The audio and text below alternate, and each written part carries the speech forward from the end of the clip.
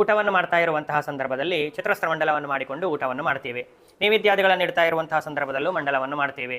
ದೇವತೆಗಳಿಗೆ ಚತುರಸ್ರಾಕಾರದ ಮಂಡಲವನ್ನು, ಪಿತೃದೇವತೆಗಳಿಗೆ ವರ್ತುಲಾಕಾರದ ಮಂಡಲವನ್ನು ಮಾಡ್ತೇವೆ. ಮಂಡಲವನ್ನು ಯಾಕೆ ಮಾಡಿಕೊಳ್ಳಬೇಕು? ಮಂಡಲವನ್ನು ಮಾಡದೆ ಹಾಗೆ ಊಟವನ್ನು ಮಾಡಿದರೆ ನೈವೇದ್ಯಕ್ಕೆ ಪದಾರ್ಥಗಳನ್ನಿಟ್ಟರೆ ಏನಾಗತ್ತೆ ಅಂತ ಪ್ರಶ್ನೆಯನ್ನು ಮಾಡಿದ್ದಾರೆ. ಅದಕ್ಕೆ ಕೌಸ್ತುಭ ಅಂತನೋ ಗ್ರಂಥ ಉತ್ತರವನ್ನು ಕೊಡ್ತಾ ಇದೆ. ಯಾತುಧಾನಾಹ ಪಿಶಾಚಾಶ್ಚ ಕ್ರೂರಾಶ್ಚೈವ ಚ ರಾಕ್ಷಸಾಹ ಹರಂತಿ ಹವ್ಯಕವ್ಯಂಚ ಮಂಡಲೇನ ವಿವರ್ಜಿತಂ ಎಂಬುದಾಗಿ.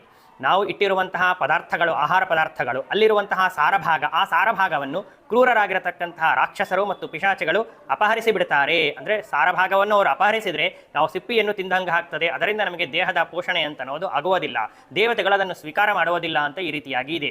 ಅದರಿಂದಾಗಿ ಊಟವನ್ನು ಮಾಡ್ತಾ ಇರುವಂತಹ ಸಂದರ್ಭದಲ್ಲಿ ಆಗಲಿ, ನೈವೇದ್ಯಾದಿಗಳನ್ನು ಮಾಡ್ತಾ ಇರುವಂತಹ ಸಂದರ್ಭದಲ್ಲಿ ಆಗಲಿ ಖಂಡಿತವಾಗಿಯೂ ಕೂಡ ಮಂಡಲವನ್ನು ಬರೆದೇ ಊಟವನ್ನು ಮಾಡತಕ್ಕಂಥವು, ನೈವೇದ್ಯ ಪದಾರ್ಥಗಳನ್ನು ಇಡತಕ್ಕದ್ದು ಎಂಬುದಾಗಿ ತಿಳಿಯಬೇಕು.